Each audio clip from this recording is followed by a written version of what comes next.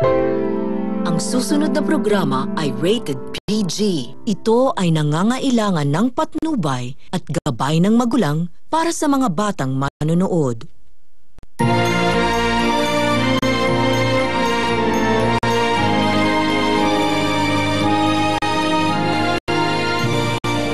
Ako po si Christopher Min. Bubuksan ko sa inyo ang pilon tungo sa mga kwento ng pagsisikap, hinagpis, tagumpay at halakhak ng mga hinahangaan nating bituin. Congratulations! Ito ang katagang tumatak na sa puso ng kanyang mga tagahanga.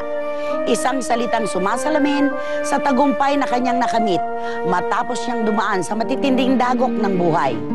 Mula sa pagiging tampulan ng tukso ng kanyang kabataan, pagkabigo sa pag-ibig bunga ng kanyang kapusukan, hanggang sa paghataw na sa entablado sa programang Wiling-Wili ng TV5. Ano nga ba ang katotohanan sa buhay ni April Gustilo?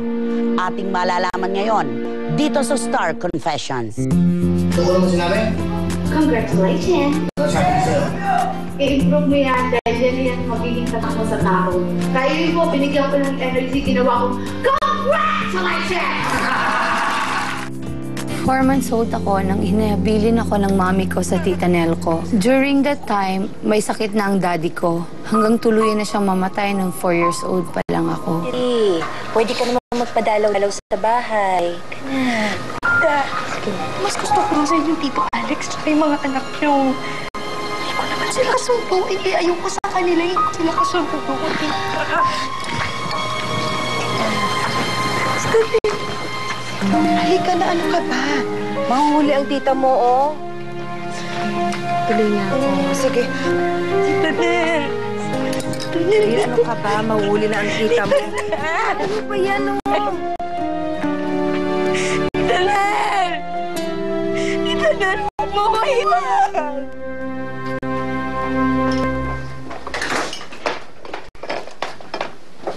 Oo. Sana naman ang punta mo. Ha? Sige na yun, mamadali ako eh, ha? Nako. April, nga hindi ka kakaon? Bakit? Hindi ito katulad ng bahay ng Tita Nelly mo, nakakainin mo kung anong gusto mo. Dito, kung anong nasa table, yun ang kainin. Kaon na. Hindi naman po sa ganun. Oh, Ano lang po kasi... Ano, wala kang gana? Okay ka lang, Tol. Alam mo ba, ngayon ako nakakita ng baboy na walang gana hoy! kumain.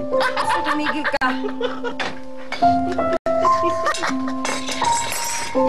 Baka nakakalimutan nyo, bunsong kapatid ninyo si April. Kaya huwag niyong bastusin. Grade 5 na ako nang ibalik nila ako kay mommy. Kaya hindi ako naging close sa mga kapatid ko. Good afternoon, class. April, 2 beses na kitang pinaalalahanan sa pagsusuot ng PE uniform na yan. Sa susunod, hindi na kita tatanggap sa klase ko. Ang uniforme niyan ay para sa mga boys. Sir, kasi... Ano po eh... Sir, alam sir, hindi na natin si April na nakaganyan siya. Kasi, sir, maawa naman kayo sa amin. Ayaw na namin kita naka-shorts yan, no? Kadiri. Sa school o bahay, lagi akong tampulan ng tukso, baboy, balyena. April! April, nasa na yung shoes ko? Ang tagal na, late na ako sa date ko! Ayun. Yan. Ano to? Di ba sabi kayo stilettos ko? Yung manipis yung strap! Ako na nga lang! Isa pa. April, kuha mo ako yelo. Oy, tsaka beer na rin. Isabay mo na. Ay, ano naman to? Bilisan mo! Bagal mo! Baboy na to! Ano to? Ito sigawan na to, ha? Wala naman kayo mapagpas sa labas, kaya to si April niloloko nyo. Namugang epal. Ang ganyan. Ito ang epal, kuya. Bilang na nga lang utos nyo, pang tamad-tamad nyo. Ano ba nakain yung dalawa, ha? Yung tono ng boses mo, hindi ko nagugustuhan, ha? Tumigil ka nga. Kuya, ikaw ang umayos. Ay, yung dalawa. Kaya nga, April. Yung dalawa? Pansin yung dalawa nga. Bakit nandito ka? May activity po sa school, kaya maaga kaming pinauwi. Biyernes lang? Oo. Maaga lang po kami napauwi. Wala na akong gagawin eh.